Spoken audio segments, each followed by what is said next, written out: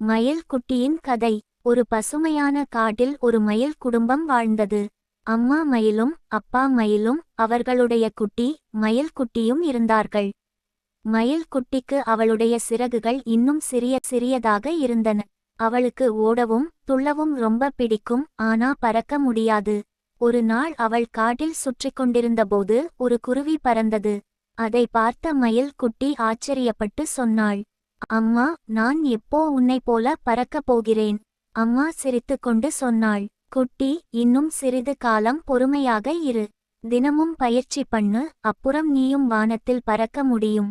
அதன்பின் மயில் காலை எழுந்து சிறகுகளை அசைத்து பயிற்சி செய்யத் தொடங்கினாள்.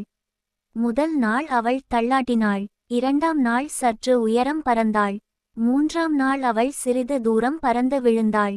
ஆனா அவள் விட்டுக் கொடுக்கவில்லை. அவள் தினமும் முயன்றாள். ஒரு நாள் வானம் நீளமாக பிரகாசிக்கும்போது மயில் குட்டி தன் சிறகுகளை விரித்தாள். அப்போ அவள் உண்மையிலேயே பறக்கத் தொடங்கினாள்.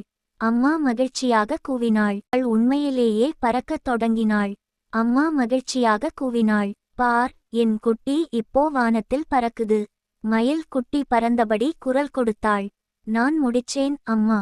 அந்த நாள் முதல் அவள் காட்டின் எல்லா பறவைகளுக்கும் ஒரு உத்வேகம் ஆனாள்.